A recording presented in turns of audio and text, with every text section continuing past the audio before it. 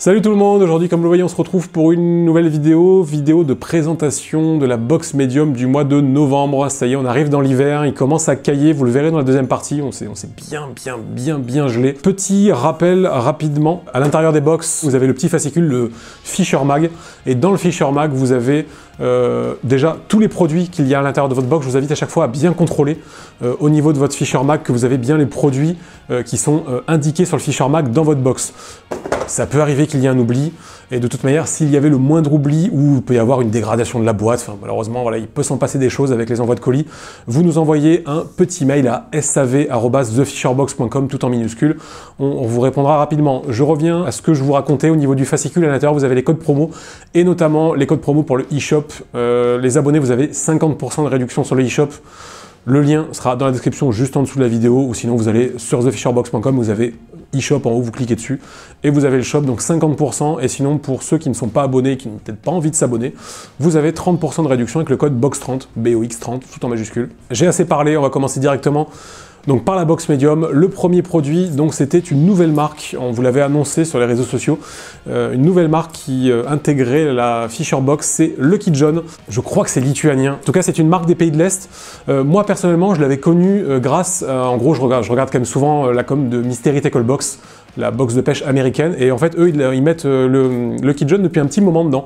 Et en fait, c'est comme ça qu'on s'est intéressé à Lucky John, on s'est dit, bah, ça a peut-être l'air pas mal. Et honnêtement, vous le verrez, niveau rapport qualité-prix, bah, je pense que ça n'a pas grand-chose à envier à beaucoup de marques japonaises ou américaines. Là, vous le verrez dans la box, vous avez deux leurres dures. C'est des produits à moins de 10 €. Les finitions sont vraiment top, ça nage vraiment super bien. Là, le premier, c'est le Shadix. C'est vraiment entre un jerk et un crank. C'est vraiment à mi-chemin, quoi. Donc, vous le verrez au niveau de l'animation, il y a quand même deux types d'animations différentes. Ça va cibler un petit peu tout, hein. Donc là, c'est vraiment une taille, on va dire, polyvalente, perche, brochet, du cendre, du black bass. Vous pouvez vraiment tout prendre avec, même du bar, hein, si vous voulez pêcher en mer. Vous pouvez tout à fait pêcher en mer avec ça. Les hameçons sont vraiment très piquants de ce côté-là, il n'y a pas de souci. Enfin, c'est, voilà. Vous nous direz ce que vous en pensez de Lucky John, mais voilà, ça vous permettra de découvrir une nouvelle marque, on nous le demande souvent. Donc là, je pense que peu d'entre vous connaissent cette marque. Donc n'hésitez pas à nous dire dans les commentaires ce que vous en pensez. Le deuxième produit, justement, c'est le Pilotix. Donc là, cette fois-ci, c'est vraiment un vrai crankbait. Je pense que vous voyez la différence au niveau des formes, vous le verrez sur les gros plans. Là, c'est vraiment une forme plutôt allongée, plutôt longiligne. Là, on a vraiment un leurre vraiment très dodu qui, vous le verrez, déplace beaucoup d'eau. C'est vraiment une nage très chaloupée. Un pur crankbait, coloris très joli, moi j'ai vraiment bien aimé ce coloris là. Donc les coloris, ça je vous le rappelle, vous n'avez pas tous les mêmes coloris, hein. C'est en fonction des stocks des fournisseurs. Donc là par exemple je crois qu'il y a 5 ou 6 coloris différents, je crois, pour le Pilote et le Shadix. Pareil que pour l'autre, les finitions sont propres, ça vaut moins de 10 € en prix de vente public. Ça nage super bien, ça se lance bien, c'est bruiteur. Ça fait quand même pas mal de bruit. L'autre aussi d'ailleurs, vous voyez vraiment deux bruits vraiment très différents. Là un bruit beaucoup plus sec, et là un bruit beaucoup plus sourd. Donc vraiment très sympa. Personnellement, nous on est vraiment très contents de cette marque Lucky John. Donc voilà, comme je vous disais pour l'autre, n'hésitez pas à nous dire ce que vous en pensez, ce que vous en avez pensé dans les commentaires, et surtout si vous avez pris du poisson avec. Le produit suivant, c'est tout simplement le Talion Evoblade de chez Volquin-Soul. Donc c'est un shad à palette. Ça, la plupart des marques ont un shad à palette maintenant. L'avantage de celui-là, c'est le rapport qualité-prix. Honnêtement, il y a des jolis coloris, c'est bien monté. Pour la pêche du brochet, c'est vraiment indispensable le shad à palette. Vous pouvez aussi prendre du cendre. Ça arrive de... Bon, même c'est pas des leurres fait pour le cendre, hein. Moi, je sais que ça m'est arrivé plusieurs fois de prendre des petits cendres avec. Mais sinon, brochet, perche sur les perches, hein, n'ayez pas peur, hein. Là, c'est pas un énorme leurre, hein. Une perche de 40, elle va vous le coffrer 20 fois ce leurre-là. Et on est vraiment sur une bonne période pour le pêcher brochet. Là, en plus, il y a eu un grand coup de froid, il y a eu beaucoup d'eau. Donc, avec un peu de chance, ça va peut-être faire bouger les poissons dans pas mal d'endroits. Donc voilà, le Talion Evoblade de chez Volquin-Soul. Ensuite, on repasse justement chez Lucky John. Donc, vous aviez deux leurres durs et un leurre souple, Makora Shad. On va pas se le cacher, c'est pas le shad qui va révolutionner le truc, hein. Il a rien de très extraordinaire. Mais l'avantage, c'est que les finitions sont vraiment très jolies. Vous avez des très jolis coloris. Ça nage super bien. Donc là, vous le verrez dans la deuxième partie, mais c'est un leurre avec une nage très fine. Vous avez vraiment un tout petit paddle avec une queue très fine, et ça va vraiment faire des toutes petites vibrations. Des très jolis coloris. Voilà, enfin, pas grand chose à dire. Pareil, c'est pas très cher. Donc je pense que c'est vraiment ça le gros avantage de Lucky John, c'est que c'est des leurres bien finis avec un très bon rapport qualité-prix. Donc bon, avec ça, je pense que vous devriez prendre du poisson. Et ensuite, Los Derniers Produits, c'était le spinnerbait de chez Swimmy. Donc un spinner, tout ce qu'il y a de plus classique, mais le spinner, c'est vraiment un leurre de base à avoir dans ces boîtes de pêche. Ça prend de tout le temps, pendant toutes les saisons que vous pêchez en été, en automne, en hiver. Au printemps, Vous pouvez tout le temps pêcher au spinner et tout le temps prendre des poissons, ça marche sur le brochet, sur le black bass, sur la perche, sur le cendre, ça marche sur tout, les carnassiers en eau douce, le spinner, donc c'est vraiment un leurre à avoir dans sa boîte. Donc voilà, un joli petit spinnerbait. Je pense vous avoir tout dit pour cette première partie, nous on se retrouve directement au bord de l'eau pour la deuxième partie.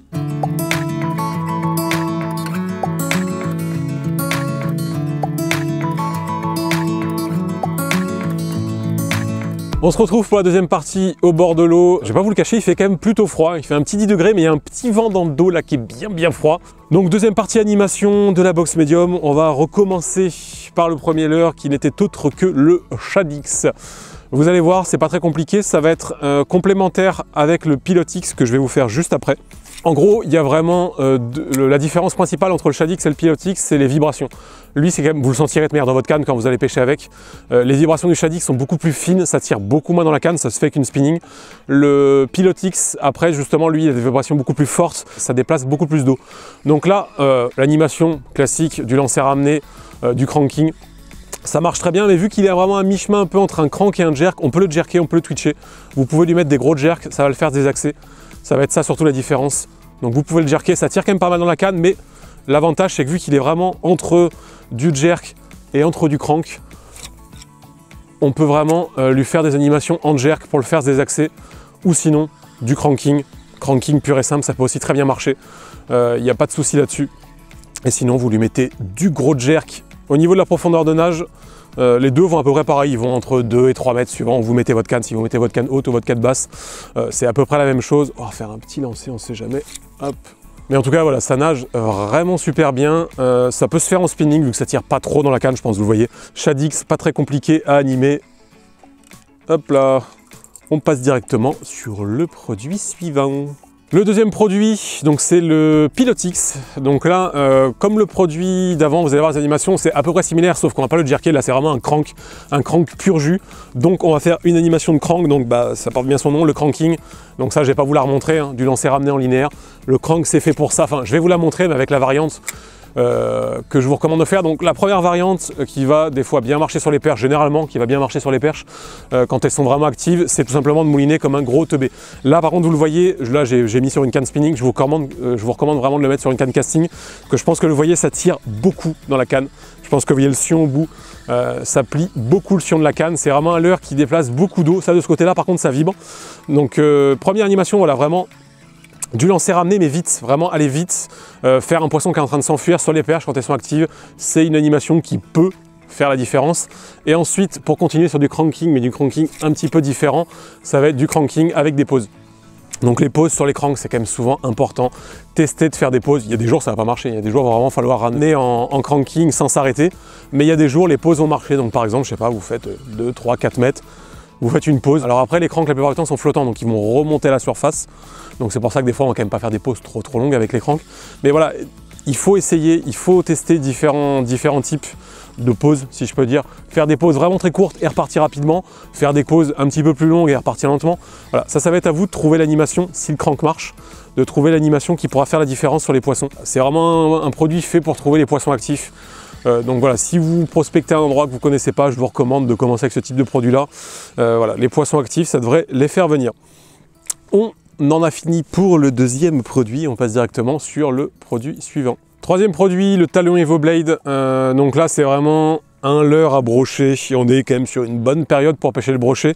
Au niveau de l'animation, c'est pareil, c'est pas super compliqué. Il y a vraiment deux animations bien marquées avec ce type de produit-là. Hop. La première, ça va être du cranking, donc c'est un leurre à palette. Hein. Donc en cranking, bah, la palette va tourner à l'arrière. Et c'est ça qui va attirer nos amis les poissons. Rien de très compliqué. Vous pouvez varier la vitesse de récupération, vu que c'est quand même une palette allongée type feuille de saule, elle se met en action rapidement, donc même à très faible vitesse, la palette va tourner. La différence, c'est qu'à faible vitesse, vous allez prospecter plus profondément et à grande vitesse, vous allez vraiment prospecter plus près de la surface. Ça va vraiment être la différence. La deuxième animation, ça va être une animation typée en dents de scie, donc on va lancer, on va le laisser descendre. Faites attention, c'est un leurre qui est vraiment bien susceptible de prendre à la descente, parce que justement ça nage vraiment bien la descente avec ce type de palette là. Donc on le laisse descendre. Là on arrive au fond, la bannière s'est détendue. Et ensuite, hop, on le fait remonter. On le relaisse descendre. Et ainsi de suite. On le refait monter. Soit on peut le faire monter à la canne. Donc on met une grande traction et on récupère bien le fil, on accompagne bien la descente, histoire de voir si on prend une touche.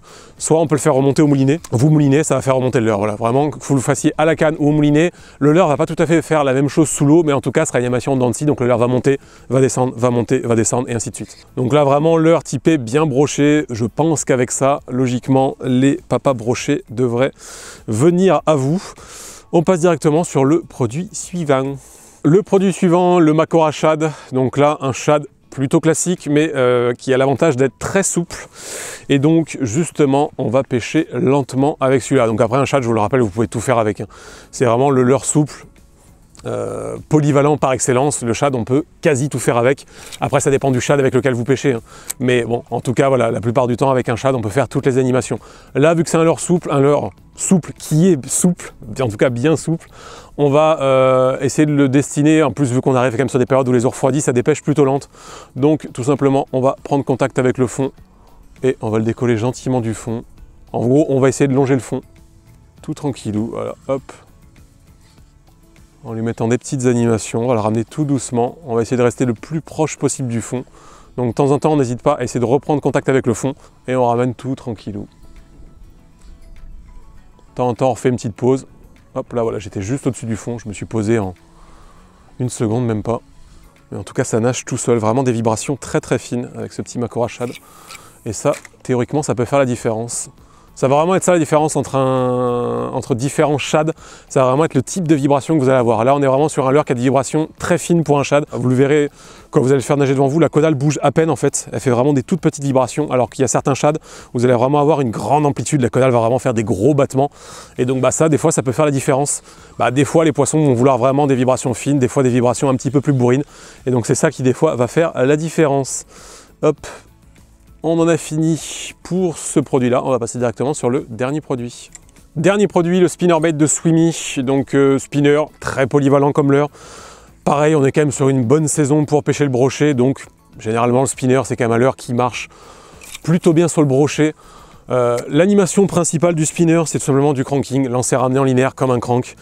Ça marche très bien et c'est l'avantage, je pense, du spinner, c'est que c'est un leurre simple qu'on recommande souvent aux débutants, parce que c'est un leurre qui vous permet de prendre beaucoup de types de carnassiers facilement et qui va vous permettre de pêcher à peu près n'importe où. Aussi bien pêcher dans une grande étendue d'eau comme ici, ou pêcher dans une rivière, dans un fleuve. Vous pouvez vraiment pêcher n'importe où avec un spinner toute l'année surtout. C'est surtout ça l'avantage du spinner, vous pouvez vraiment pêcher toute l'année avec, que ce soit en été, en hiver. Vous pouvez vraiment prendre du poisson tout le temps. Donc première animation, comme je vous le dis, du cranking, et l'autre animation, ça va être simplement de pêcher un peu plus au fond, de le laisser descendre. Donc là, je ne vais pas être assez lourd, parce que si je dis pas de bêtises, il est en 10 grammes, 10 ou 14 grammes. Là, je pense que j'ai un peu trop de fond pour lui. Mais en gros, vous le laissez descendre et ensuite, vous le faites remonter gentiment. On le relaisse descendre. L'avantage du spinner, c'est que c'est un leurre qui nage à la descente, qui fait ce qu'on appelle sa nage en hélicoptère. Donc en gros, les palettes vont se mettre à tourner même à la descente. Et c'est susceptible justement de prendre des touches à la descente. Donc important, si vous le laissez descendre, gardez votre bannière relativement tendue pour être prêt si jamais vous prenez une grosse boîte. Mais voilà, pas très compliqué. Avantage, surtout à cette période-là aussi, vous pouvez pêcher dans les bois morts avec. Si vous pêchez en fleuve ou même des fois, ça arrive sur les grandes étendues d'eau qu'il y ait des grosses étendues de bois morts sur les côtés, n'hésitez pas, c'est fait pour ça le spinner, c'est fait pour aller dans les endroits encombrés, vous le jetez dedans, vous le laissez couler et des fois vous allez faire sortir des poissons que vous n'auriez pas pu prendre avec un autre type de leurre.